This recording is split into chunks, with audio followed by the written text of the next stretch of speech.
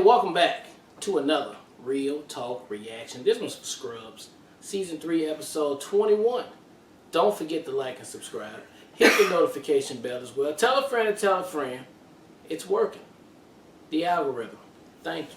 Alright, just one comment from the last episode from E, who says, since I've seen all of Scrubs before, I really was like, yeah. So I'm not going to spoil this for you, but yeah.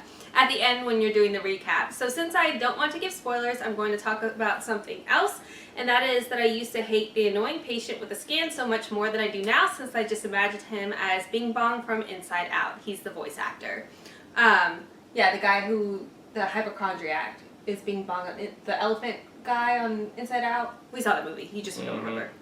When I first saw this episode, I was so angry at Carla because Turk is one of my favorite characters, and I didn't like how she uninvited his boss, but having a bride who is okay with you having a TV at your reception so you can see the playoff games is kind of awesome. I'm not a sports fan, but I can imagine how great that must be. Only thing left to say is that this next episode started a long period of my not respecting one of the characters, so I wonder if you'll draw the same conclusions yourselves. Great reaction once again, and cannot wait for more.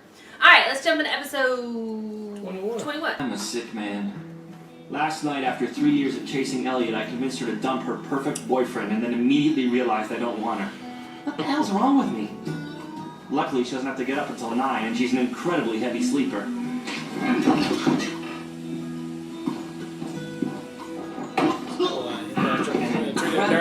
my god, totally heavy. Well, I knew I needed to talk this over with someone who understood me. Someone I had recently been intimate with. Yeah. Okay, not him. Judy, this is Larry. Larry, this is Judy. I think I'll go put on some underwear. Please, Larry? What the hell are you doing with that guy? I don't know. I thought it'd be cool to date a celebrity. He's not a celebrity.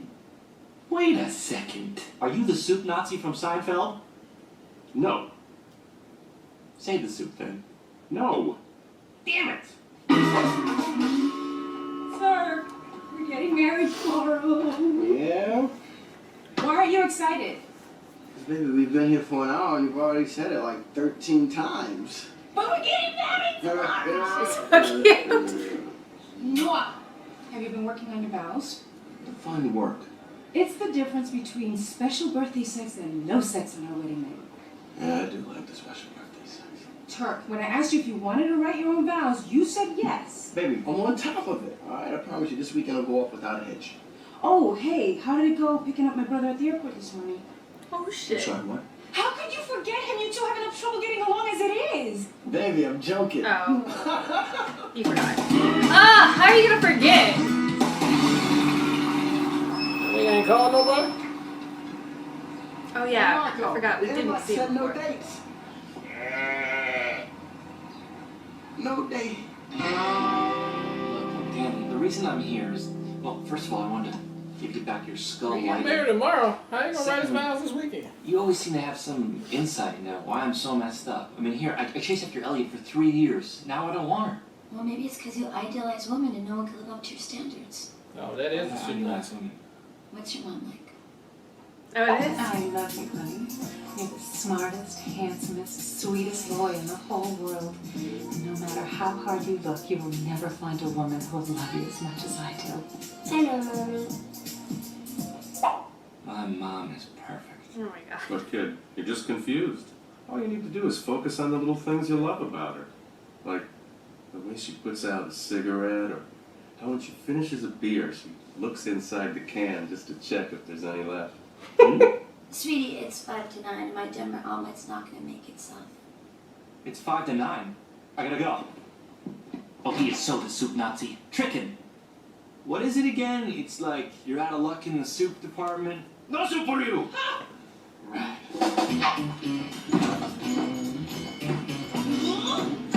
What's he doing? 357 whining about it? What part of I'm not fighting with you anymore do you not get? If you want someone to Look at fight his with, you face. have to find someone else. He's like, but this is what we do. Oh, good. Here, you're wetting down the floor for the older folks. Please say that you're talking to me. I don't see anybody else around. Babe, So they're both looking for a fight. They're both itching for a fight, baby. Please say you're talking to me. Chew louder. Turk, I need your help, man. It's You about know I Ellie. would say something immediately. What, did you sleep with her again? How does everybody know about this? Turk, I'm not in love with her, man. What am I supposed to do? It's killing me that I could be hurting her. You're a very loud chewer. Dude, I would love to help right now, but I'm in the middle of writing my vows. And all I've got so far is let's give it up for the caterers! Woo! Good chicken! So now that you get married, it's all about you. No, now that I'm getting married tomorrow, it's about No. Fight with me. He's Fight trying to argue with with me. anybody. And most of all, I wish our mom was with us tonight. Not because she was taken too early, but because she would see how happy you've made me. And she would love you forever for that. I've made a lot of mistakes in my life, but you managed to erase them all. Because each and every one of them has led me to you. Aw, Carla. So that means he's gonna have some stupid shit in there, jabbing at him. Oh my god. Mhm. Yeah. I hope he proofread it. If you did. I love that you get cold when it's 71 degrees out. Mm. I love that it takes This is you from an hour South. and This a is what he was half. just watching. I love that you get a little crinkle above your nose when you're looking at me like I'm nuts. Yeah, like you got right now. Just like that one. I love that you're the last person I want to talk to before I go to sleep at night. Dude, I'm working here. And it's not because I'm lonely, and it's not because it's our rehearsal dinner. I came here tonight because when you realize you want to spend the rest of your life with someone, you want the rest of your life to start as soon as possible.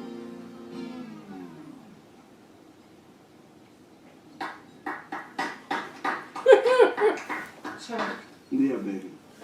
that's the speech from when Harry met Sally. Is it? Aw, I thought they were gonna have a moment. Those pants make your ass look giant. Stop doing this. I'm doing it for us. You suck. Because that's a good thing. Do I look don't bad? know what's the problem. Botox in your expressionless face. I can't tell. Oh, that a frown? What else you got? Well, when it's my turn to listen to the baby monitor, I just wait till you're asleep and I turn it off. Harry, give it up. There's nothing you can say. You and your mother are basically the same person. Oh, 911. Okay, go to 101, please. This is the start of something good. Chicken is fantastic. Don't you agree? Alright, that was episode 21 of Scrubs, and JD deserves every bit of that slam he just got. Because for 3 seasons now, and over 1,000 episodes we've watched, with him and Ellie, Pining.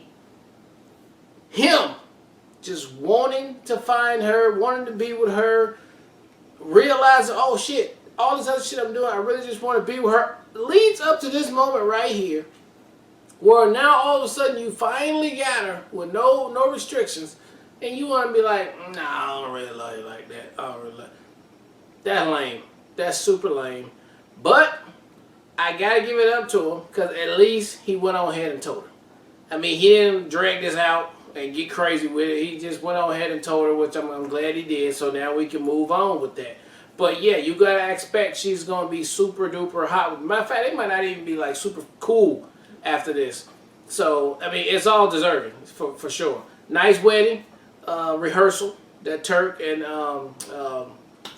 Carla had, so that was pretty good. The brother's still an asshole though, for sure.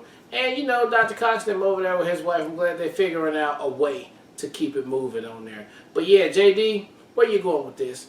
I don't know, and you deserve everything that comes with you after that. I'm not annoyed of him.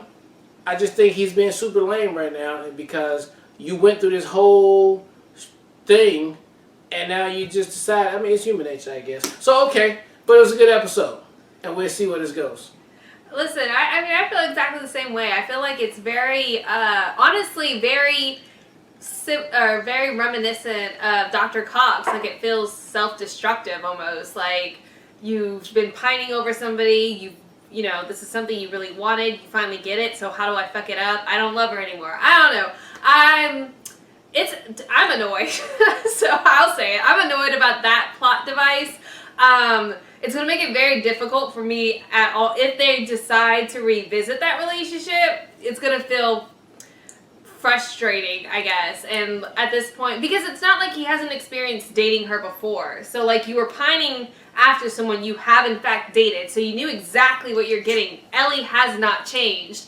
So there's no real... They didn't make it very clear as far as, like, why all of a sudden he isn't interested in anymore, I guess. So I'm going to leave that alone. I hope it doesn't come back to a point where they revisit that relationship, because at this point I'm just like, just be friends. Because I don't want to do this all over again. Yeah.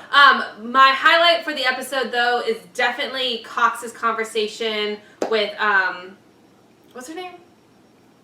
His wife. But what's her name? Yeah.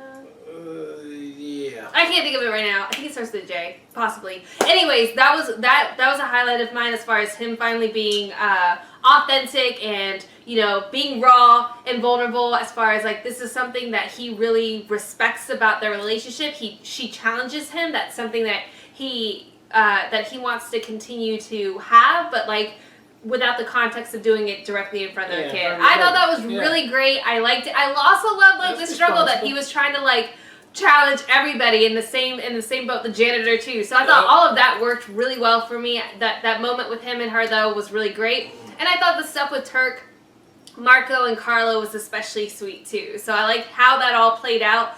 Essentially, Turk finding his own words, talking to his best friend where it feels natural and less forced. And I thought that was great that JD was like, stop what you're saying to me right now. Get up and say it to Carla. Yeah. I thought that was just really sweet, and what a great way to end the episode on such a positive note, because Turk does obviously love her, and I thought it was going to be a Marco situation where they would finally mend their relationship, but it honestly made much more sense with JD being the one to be like, you got it. Yeah. Tell her that now. Yeah. And I do appreciate, you know, Elliot not essentially crying and being like, I'm fucking over this. Yeah, so I this thought, is some bullshit. Yeah, this is some bullshit. That's literally, like, her entire reaction was like, this is some bullshit.